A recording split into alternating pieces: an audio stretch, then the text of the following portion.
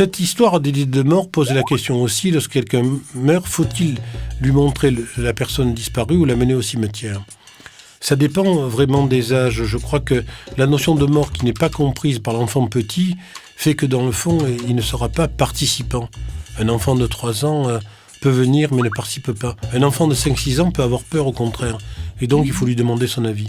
Par exemple, lorsqu'une grand-mère disparaît, on lui dit ta grand-mère est morte. Il faut employer le mot vrai. Il ne faut pas dire elle est au ciel, par exemple, même si on croit au ciel.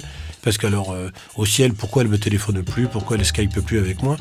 Mais après, il faut utiliser le cimetière, le moment de recueillement, en lui demandant est-ce que tu veux venir sur la tombe de ta grand-mère, de ton grand-père, etc.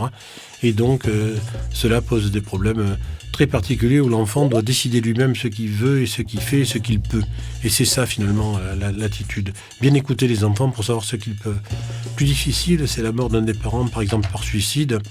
Moi, je crois qu'il faut leur dire la vérité, mais pas leur décrire les modalités suicidaires, mais dire, par exemple, il ne voulait plus vivre. Et quand on dit à un enfant petit, ton père ou ta mère ne voulait plus vivre, il reviendra dessus après l'adolescence ou vers 9-10 ans ou avant pour savoir comment et pourquoi il est mort, car le suicide pose un problème particulier, c'est bien sûr le deuil, mais aussi l'abandon. Il ne m'aimait pas assez pour pouvoir survivre et ceci pose un problème très spécifique qui nécessite d'ailleurs une consultation.